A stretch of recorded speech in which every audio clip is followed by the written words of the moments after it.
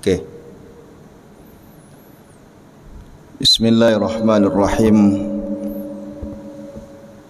Alhamdulillah, summa salatu wassalamu ala Rasulillah wa ala alihi wa sahbihi wa mawalah.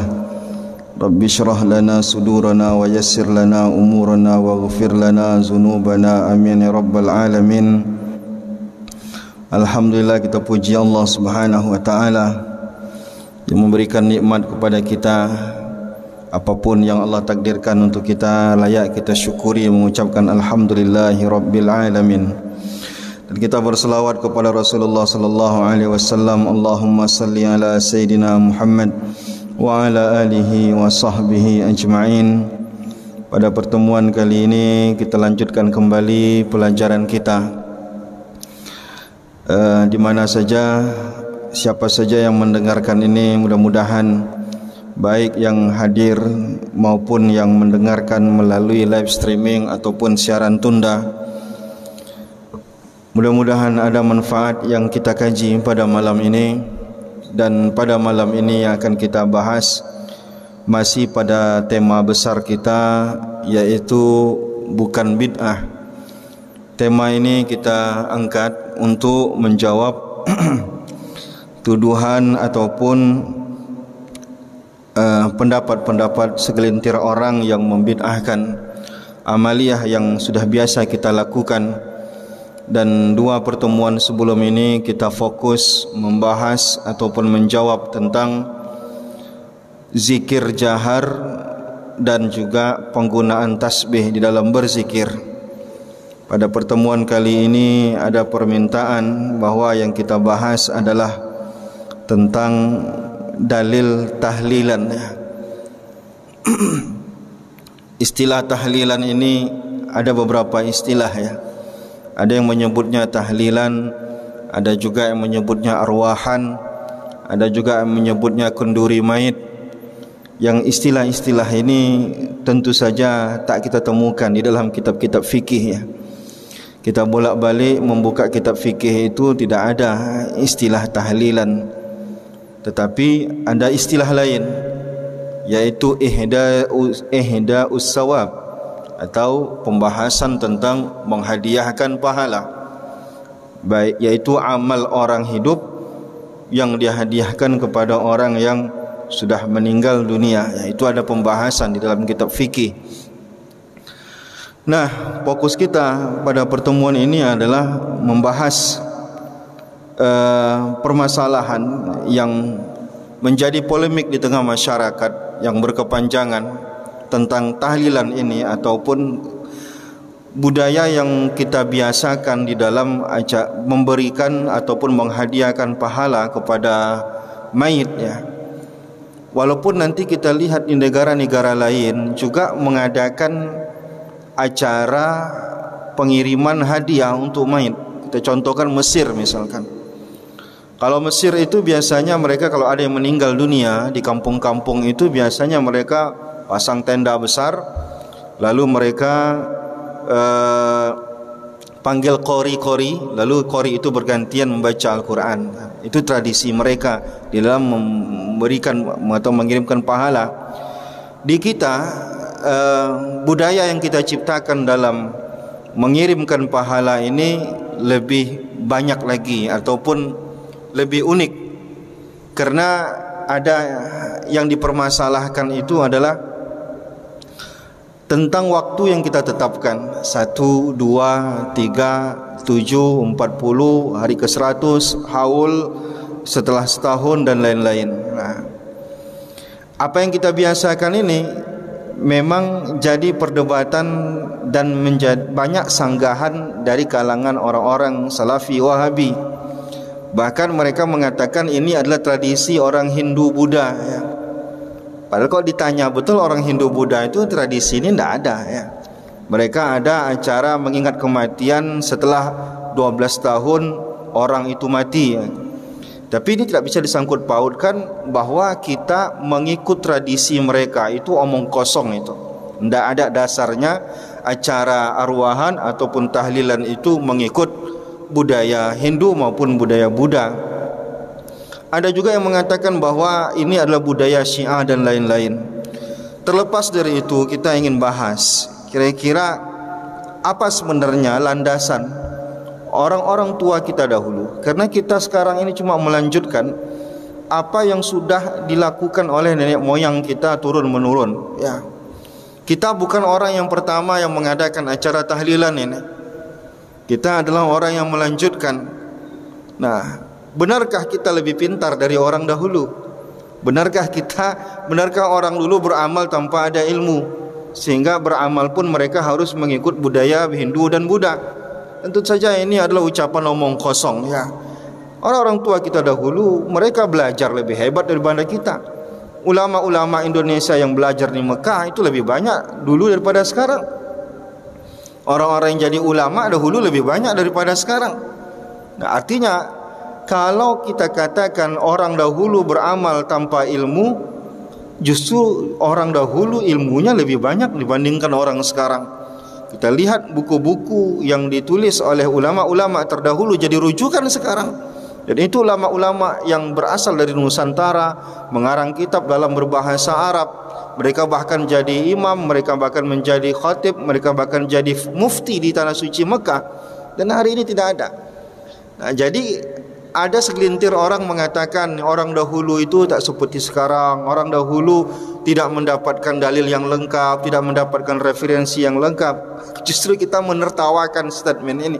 Orang dahulu jauh lebih pintar dibandingkan kita. Nah, ketika mereka mengamalkan acara tahlilan, apakah mereka, kalau memang bid'ah, apakah mereka tidak tahu kalau itu bid'ah? Lalu kita mengatakan orang dulu enggak tahu hukum. Luar biasa, berarti orang sekarang lebih hebat daripada orang dahulu. Orang dahulu ilmunya lebih ikhlas, lebih murni, lebih banyak. Nah, orang dahulu lebih mengerti tentang dalil. Maka hari ini kita coba lihat bantah. Pertama, bantahan kita tadi adalah orang yang mengatakan ini lahir dari budaya Hindu ataupun Buddha. Bahkan orang Hindu maupun orang Buddha sendiri mungkin bingung kok disangkut pautkan dengan agama mereka, sedangkan mereka tidak melakukannya. Nah, baik, sekarang kita akan bahas permasalahan ini dalam dua pembahasan besar, ya. Pembahasan kita pertama yang akan kita soroti adalah sebenarnya apa saja yang dilakukan oleh orang-orang yang tahlilan itu. Nanti dari apa yang mereka lakukan baru kita nanti bisa lihat hukumnya.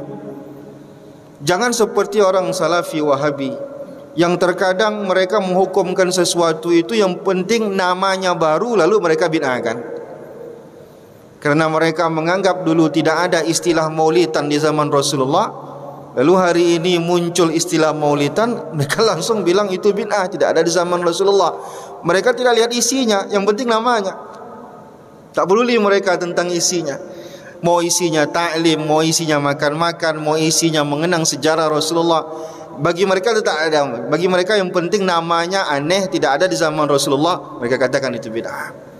Ini kan cara berpikir yang dangkal ini.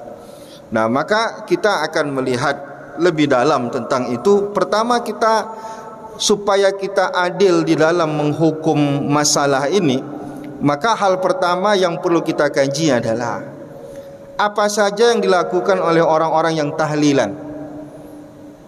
Apa yang dilakukan orang tahlilan? Kalau saya biasanya, yang saya ketahui, orang tahlilan itu pertama mereka baca Yasin atau takhtim tahlil.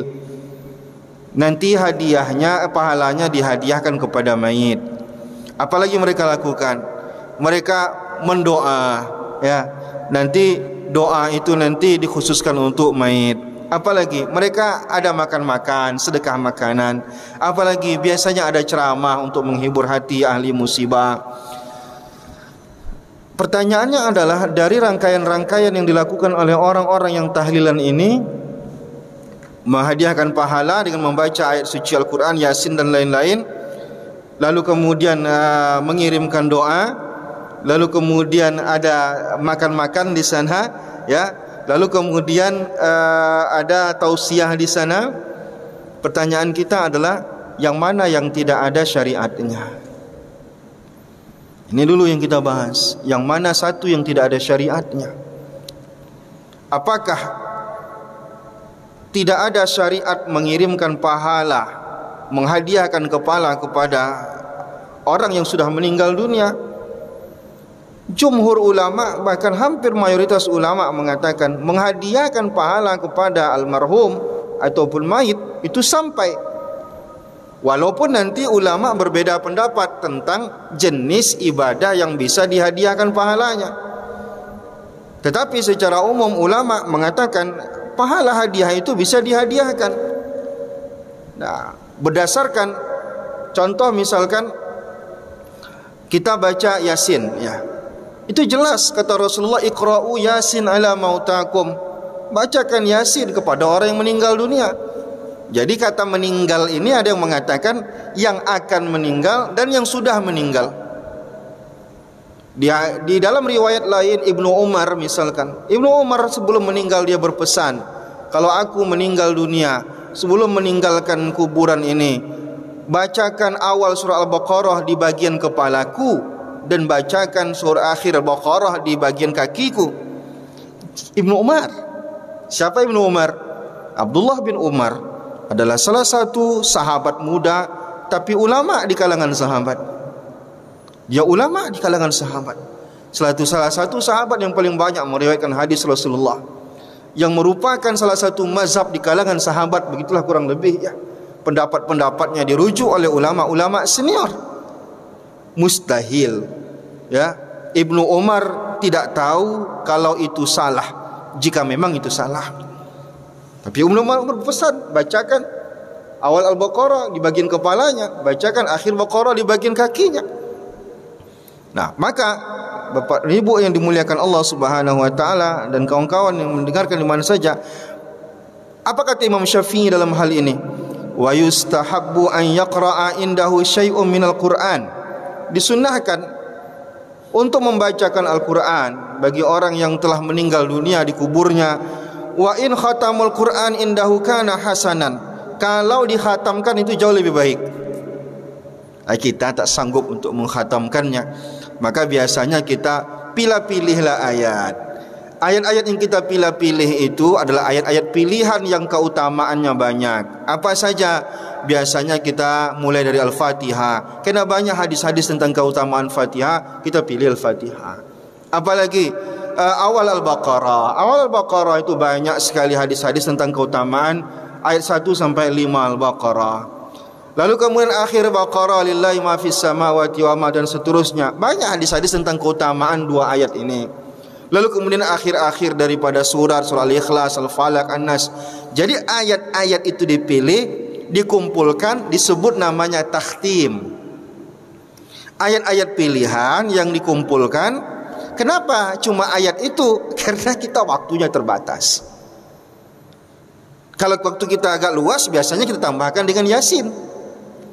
Kata Imam Syafi'i, kalau dikhatamkan dari juz 1 sampai juz 30 itu jauh lebih baik. Artinya apa? Semakin banyak ayat yang dibaca, tentu pahalanya semakin banyak. Lalu makin banyaklah pahala yang bisa dihadiahkan untuk mayit. Nah, itu yang pertama yang kita lakukan di saat kita takziah, Yasinan dan segala macam, ya. Okeylah, ada orang mengatakan hadis tentang Yasin itu diperdebatkan apakah boleh untuk, tapi secara umum dalil tentang ini banyak sekali, ya. Baik.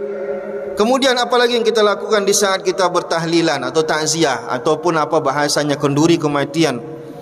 Yang kedua yang kita lakukan adalah doa. Apakah tidak ada syariat mendoakan mayit? Banyak sekali. Di antaranya Allah Subhanahu wa taala mengajarkan kita, wallazina ja'u min ba'dihim yaquluna rabbana ighfir lana wa li ikhwanina allazina sabaquna bil iman. Ini ayat menjuru kita mendoakan diri kita dan mendoakan orang-orang yang telah mendahului kita.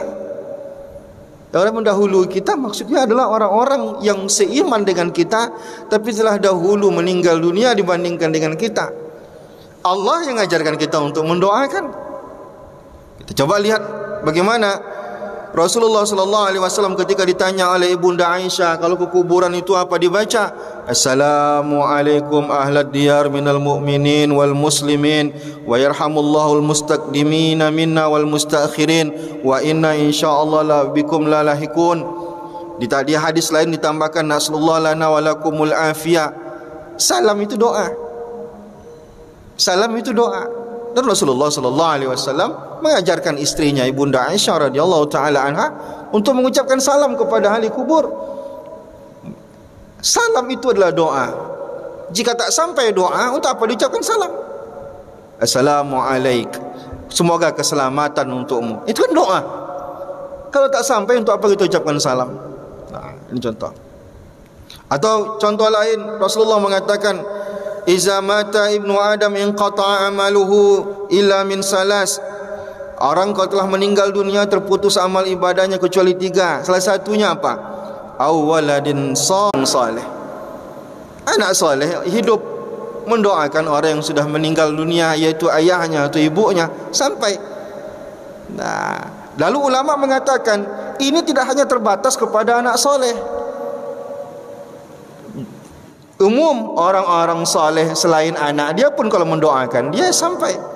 Nah, inilah yang kita lakukan di saat kita takziah. Inilah yang kita lakukan pada malam 1, 2, 3, malam 7, 40. Inilah kita lakukan di saat kita tahlilan. Nah, ini yang dua, ya. Pertama, mengirimkan pahala sampai bacaan-bacaan Quran. Walaupun dalam mazhab Syafi'i ada sedikit perbedaan pendapat tentang apakah sampai bacaan Quran atau tidak, tapi hanya fokus pada Quran. Yang lain-lain disepakati sampai. Yang ketiga, di saat kita tahlilan ada makan-makan, lalu diperdebatkan, kenapa kita menyusahkan ahli mayit, ahli musibah? Bukankah mereka disibukkan dengan kesedihan? Kenapa kita bebankan mereka untuk menyediakan makanan? Tidak ada satu pun yang menyuruh mereka untuk menyediakan makanan. Mereka yang mau menyediakan makan sendiri. Tujuan mereka apa? Tujuan mereka untuk bersedekah atas nama mayit. Bukan syukuran, bukan selamatan, bukan syukuran. Tapi itu mereka menggunakan momen orang berkumpul untuk bersedekah makanan. Kan repot kita, satu-satu rumah kita antar makanan. Mumpung orang berkumpul rumah kita sediakan makanan. Dan itu tidak harus, bagi orang yang mampu saja. Kalau jangan tak perlu sampai berutang-utang. Kalaupun berutang dia sanggup untuk membayarnya, apa salahnya? Nah, jadi apakah tidak ada syariat bersedekah yang pahalanya dihadiahkan kepada orang meninggal dunia? Hadis Sa'ad bertanya kepada Rasulullah sallallahu alaihi wasallam, ibuku sudah meninggal dunia, apakah aku bisa bersedekah untuknya? Kata Rasulullah, "Naam, sedekahlah untuknya." Itulah yang dilakukan oleh ahli bait, ahli waris. Di saat kita datang ke rumahnya bertakziah, dia hidangkan makanan, kadang dibungkuskan, suruh bawa pulang makan sama keluarga, yang pahalanya mereka hadiahkan untuk almarhum. Adapun hadis berikan makan kepada keluarga Ja'far, kasih makan keluarga Ja'far, itu di hari di saat mereka betul-betul sibuk untuk mengurusi jenazah Ja'far. Tapi yang selama hari ini kan malamnya, hati mereka sudah tenang. Dan hari ini orang tak perlu sibuk, tinggal telepon saja, tolong sediakan makan, selesai. Nah, ilatnya di situ adalah udahlah dia sedih, dia harus sibuk untuk masak dan segala macam. Orang sekarang tak perlu sibuk lagi, tinggal WA, tolong sediakan makan 100 porsi makanan, selesai.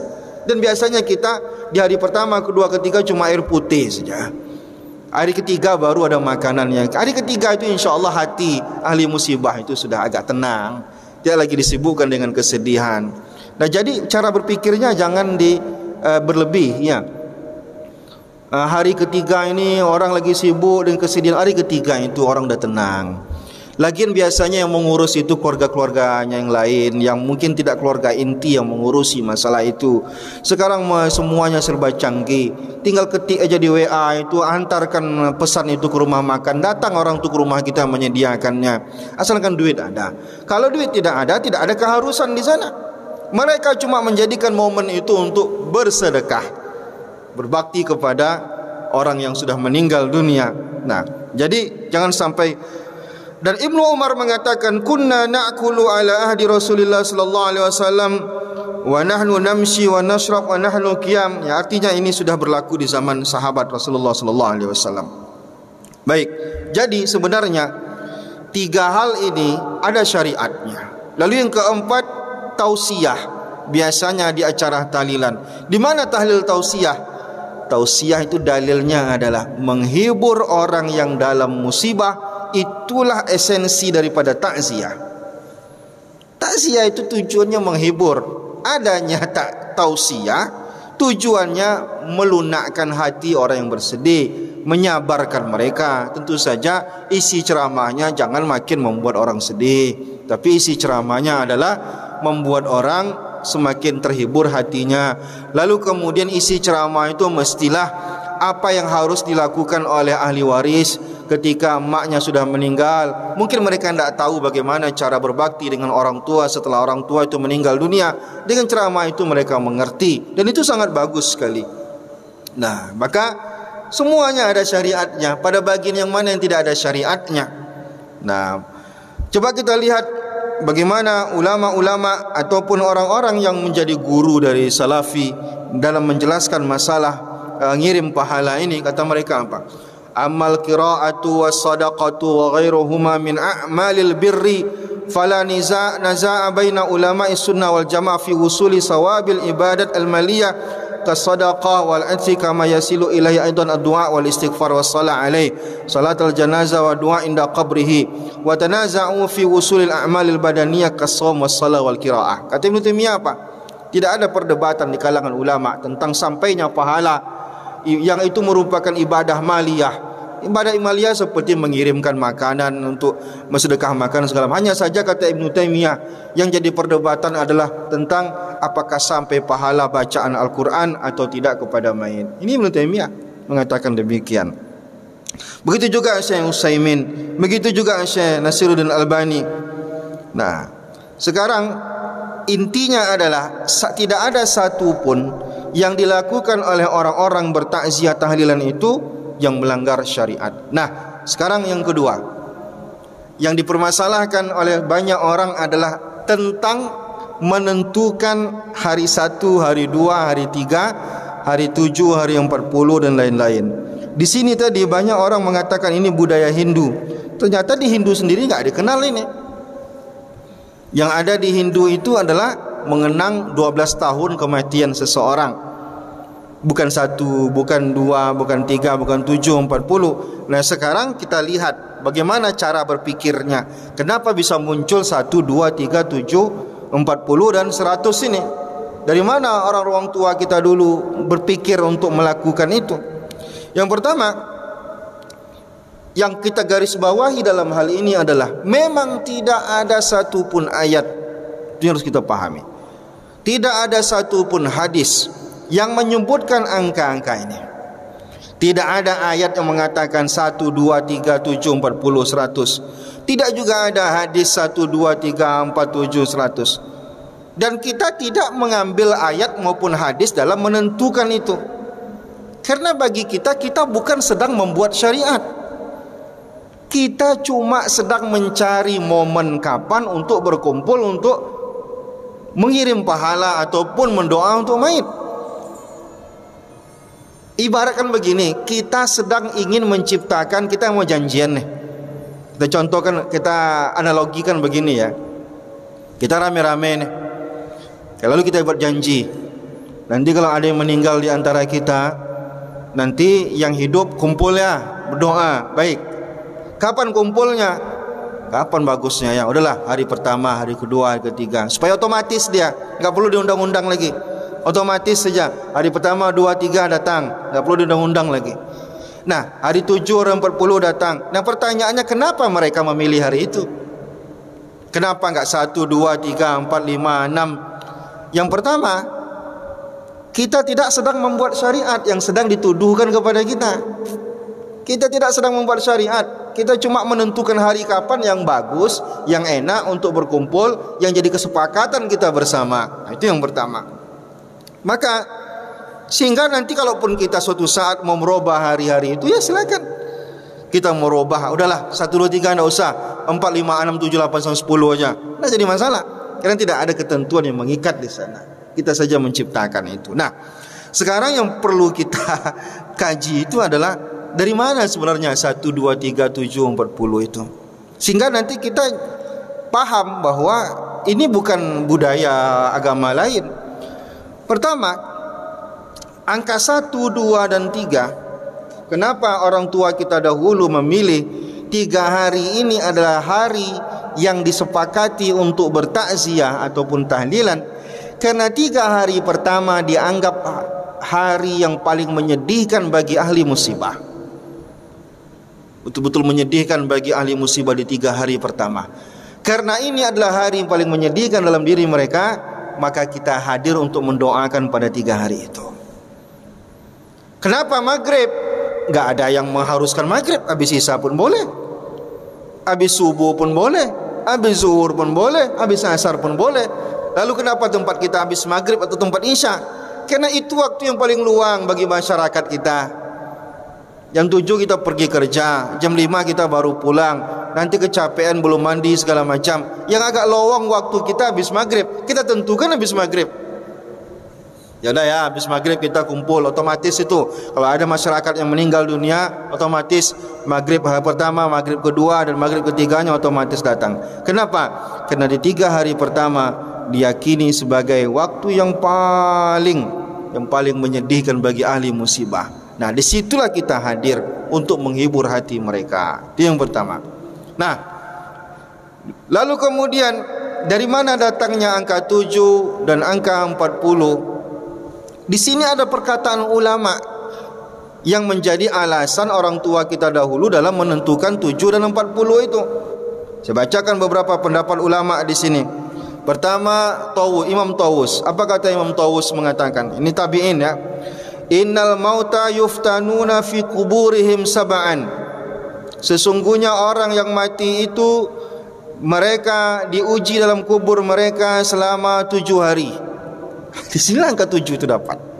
Nah, fakanu yastahibbuna an yut'ima anhum tilkal ayyam, dan mereka suka bahwa pada 7 hari ini mereka bersedekah untuk mereka pada 7 hari itu. Di sinilah angka itu dapat. Contoh satu ya. Kemudian Ibnu Qayyim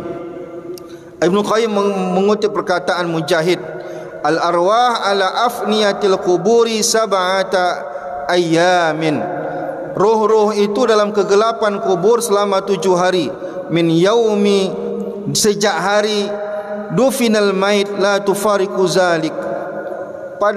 Dimulai dari hari mereka dikuburkan. Artinya hari pertama mereka dikuburkan, 7 hari berikutnya mereka dalam kegelapan dalam kubur, sehingga mereka butuh ada doa-doa yang dikirimkan untuk mereka. Begitu juga Ibnu Rajab Al-Hambali dalam kitabnya Ahwalul Qubur, dia mengutip perkataan Ubaid bin Umair, qala al-mu'minu yuftanu sab'an wal munafiqu arba'ina sabahan. Orang beriman itu diuji dalam 7 hari dan orang munafik itu dalam 40. Ini terdapat kata 40 di sana. Dalam redaksi lain, yuftanu rajulani mu'minun wa munafik, akan diuji 2 orang, mukmin ataupun munafik. Fa immal mu'minu fi fitanin sab'an. Adapun orang beriman mereka diuji selama 7 hari, dan orang munafik arba'ina sabahan, dan orang munafik selama 40. Maka angka-angka inilah menurut ulama dahulu, wah, kalau kita ingin menentukan hari-hari momen bagus untuk mendoa, kenapa tak hari di mana mereka sangat butuh doa kita, itu kita jadikan hari untuk mendoa.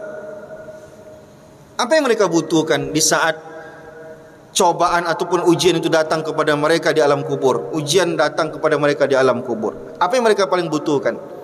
Yang mereka butuhkan pertama, ibadah mereka selama hidup itu bekerja. Mungkin ada amal jariah mereka, itu bisa nolong mereka. Apalagi bisa menolong mereka. Yang bisa menolong mereka selain itu apa? Itulah doa orang. Sehingga mereka sangat membutuhkan doa pada saat kesulitan itu. Dalam riwayat lain disebutkan bahwa orang-orang di alam kubur itu mereka terus menantikan doa-doa orang-orang beriman untuk mereka. Dan setiap kali doa itu datang ke mereka, mereka bertanya kepada malaikat, anna li haza, malaikat ini datangnya dari mana wahai malaikat? Alangkah bahagianya ketika malaikat mengatakan apa? Kata malaikat, ini datang dari doa keluargamu. Maka penentuan 1, 2, 3, 7, 40 itu ada alasannya, bukan tidak ada alasannya. Jadi jangan dikatakan itu adalah perbuatan ya ataupun budaya Hindu ataupun budaya orang-orang Buddha. Jauh sekali dari kenyataannya. Ternyata ada hal-hal di balik itu dalam penentuan hari ini. Walaupun tidak ada dalam hadis, tidak ada dalam ayat, angka-angka itu tidak ada, tapi menurut perkataan, sesuai dengan perkataan-perkataan ulama ini, orang tua dulu kita dulu berpikir bahwa inilah momen yang paling dibutuhkan oleh orang dalam kubur itu doa kita. Maka dipilihlah hari-hari itu. Nah, baik, Imam As-Suyuti dalam kitab Al-Hawi lil Fatawa mengatakan, anna sunnatal it'ami sab'atu ayyam, sunnah memberi makan pada 7 hari. Balaghani annaha mustamirratun ilal an bi Makkah wal Madinah, sampai kepadaku berita bahwa budaya memberi makan 7 hari untuk mayit, hadiahnya hadiah pahalanya dihadiahkan kepada mayit tadi terus berlangsung sampai sekarang di zaman Imam Suyuti. Enggak sekarang lah, kalau sekarang mungkin karena sudah Salafi di sana tentu tidak ada lagi. Ini zaman dahulu ya. Fazahiru annaha lam tutrak min ahdi sahabati ilal an, maka jelas ini menunjukkan bahwa budaya itu ada sejak zaman sahabat sampai sekarang, kata Imam Suyuti. Nah, wa annahum akhazuha khalafan an salafin ila sadril awal wa ra'aitu fit tawarikh katsiran fi tarajimil a'imma yaquluna wa aqama an-nasu ala qabrihi sab'ata ayyamin yaqra'una al-Qur'an. Dan aku melihat di dalam kitab-kitab sejarah-sejarah banyak sekali dalam sejarah tarajum biografi ulama mengatakan bahwa orang-orang berada di kuburannya selama 7 hari untuk membacakan Quran. Jadi angka itu tidak ada yang ditentukan harus 1, harus 2, harus 3. Hanya saja ada isyarat-isyarat di sana yang disampaikan oleh ulama, yang menjadi kebiasaan ulama-ulama terdahulu. Inilah yang diadopsi oleh orang-orang tua kita sehingga mereka menciptakan hari-hari itu. Tapi tidak itu sebuah kewajiban. Artinya kalau kita ganti ke hari 15, kita ganti ke hari 20, kita ganti ke hari 25, 30, tidak ada keharusan di sana, bisa saja. Nah, kemudian yang perlu dipahami adalah tidak ada yang membatasi hari-hari ini. Itu yang paling penting untuk kita pahami. Lalu kemudian ada bantahan dari tentu saja orang tadi saya sebutkan bersering sekali ya. Mereka mengutip perkataan Imam Syafi'i tentang melarang maktam. Kata mereka apa? Imam Syafi'i mengatakan wa akrahul ma'tam, dan aku tidak menyukai ma'tam. Wahiyal jamaah, yaitu berkumpul-kumpul. Wa in lam yakun lahum baka fa inna zalika yujaddidul hazan. Meskipun tidak ada tangisan dalam kumpul-kumpulan itu, karena itu dapat mengulang kesedihan. Jadi Bapak Ibu yang dimuliakan Allah Subhanahu wa taala, perkataan Imam Syafi'i ini lalu mereka jadikan dalil. Mereka katakan Imam Syafi'i tidak menyukai maktam. Mereka mengatakan bahwa tahlilan itu maktam. Tahlilan itu bukan maktam. Berbeda tahlilan dengan maktam. Maktam itu kan tadi sudah disebutkan Imam Syafi'i. Maktam itu artinya adalah berkumpul untuk mengulang-ulang kesedihan. Nah, lalu kita ingat kematian, lalu kita bersedih, menangis-nangis ramai-ramai. Nanti tahun depan kita ulang lagi ya. Tahlilan itu tidak itu maknanya. Tahlilan itu bukan untuk mengulang-ulang kesedihan, tapi tahlilan itu adalah hal yang berulang-ulang kita lakukan untuk mendoakan mayit. Bukankah mendoakan mayit itu sunnah kapan saja? Mau malam, mau siang, mau hari ini diulang besok. Bahkan kita setiap hari mendoakan orang tua kita yang sudah meninggal dunia. Maka tahlilan tidak bisa disebut dengan maktam. Maktam itu banyak definisinya. Ada yang mengatakan maktam itu berkumpul laki-laki, perempuan. Ada yang mengatakan kemudian maktam itu ditarik penggunaannya untuk berkumpul-kumpul mengenang kematian. Mengenang kematian yang mengulang kesedihan memanglah dilarang. Itu yang disebut dengan maktam. Tapi tahlilan tidak bisa didefinisi, tak bisa disamakan maknanya dengan maktam. Karena tahlilan itu pada sesungguhnya maknanya adalah momen waktu yang kita gunakan berkumpul-kumpul untuk mengirimkan pahala dan mendoakan mayit. Dan kita berharap suatu saat ketika kita meninggal dunia itu juga dilakukan kepada kita, karena tidak ada yang paling dibutuhkan oleh mayit selain daripada doa orang daripada hidup. Nah, maka amal orang hidup ini berguna untuk mayit. Dalam hadis lain Rasulullah SAW ketika ditanya, "Ya Rasulullah, mak bapakku sudah meninggal dunia, apakah masih ada kesempatanku untuk berbakti kepada mereka?" Ada, kata Rasulullah. Ada doa lahuma wal istighfar lahuma. Doakan mereka, istighfar untuk mereka. Apalagi kata Rasulullah, tunaikan janji-janji mereka. Apalagi kata Rasulullah sallallahu alaihi wasallam, hubungkan tali silaturahim mereka. Apalagi kata Rasulullah sallallahu alaihi wasallam, ya, muliakan sahabat-sahabat mereka. Ini kan perbuatan orang hidup, ya, yang berguna untuk mayat. Orang hidup berbakti kepada mayat pun bisa. Nah, jadi sebenarnya letak masalahnya di mana? Letak masalahnya kenapa banyak yang mengatakan ini adalah bid'ah? Pertama, letak masalahnya adalah salah dalam mendefinisikan apa yang dimaksud dengan tahlilan. Mereka menganggap tahlilan itu berbeda dengan anggapan kita. Definisi tahlilan itu berbeda mereka dengan kita. Yang kedua, tentu saja letak masalahnya adalah tentang definisi bid'ah yang begitu sempit yang mereka pahami. Bagi mereka, asalkan tidak pernah dilakukan oleh Rasulullah, lalu mereka mengatakan tidak pernah dilakukan oleh sahabat Rasulullah, seandainya ini baik tentu sudah dilakukan oleh Rasulullah, maka kalimat itu terus menjadi kalimat sakti yang selalu mereka keluarkan. Nah, ini yang bagi kita adalah jawaban yang terlalu singkat, yang tidak berpikir. Kita selalu ada mengatakan bahwa bid'ah itu tidak sesempit itu. Bahkan sahabat-sahabat Rasulullah sudah melakukan bid'ah, tapi bid'ah yang mereka lakukan adalah mereka bid'ah yang baik, yang berguna, yang mendatangkan kemaslahatan. Dicontohkan saja yang Jumat 2 kali tidak dilakukan di zaman Rasulullah, tapi dilakukan oleh sahabat Rasulullah SAW. Apakah sahabat tidak mengerti tentang bid'ah? Sahabat paling mengerti tentang bid'ah. Mereka mengerti, mereka tahu kapan hadis itu keluar, kapan Rasulullah mengucapkannya. Tentu saja secara psikologis kandungan-kandungan hukum di balik kalimat bid'ah itu mereka jauh lebih paham. Tapi mereka menyusun Al-Quran, yang itu adalah bid'ah. Mereka membuat salat tarawih berjamaah, yang juga merupakan bid'ah.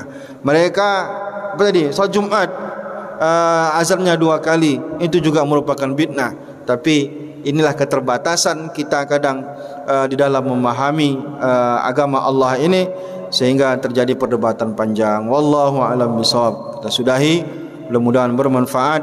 Kita yang sudah mengamalkan, kokoh kita dalam mengamalkannya.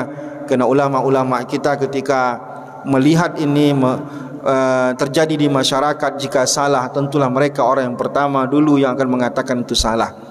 Lalu ketika ada orang belakangan mengatakan itu salah, tentu saja agak sedikit ada kelucuan di sana. Karena bisa jadi orang mengatakan, kenapa ulama dahulu membiarkan orang sekarang mengatakan salah? Berarti kan ada kelucuan di sana. Pasti mereka mengatakan orang dahulu tidak terlalu care, orang dahulu ilmunya tak seperti orang sekarang. Justru ilmu orang dahulu lebih banyak dibandingkan dengan orang sekarang. Wallahu a'lam bishawab. Assalamualaikum warahmatullahi wabarakatuh.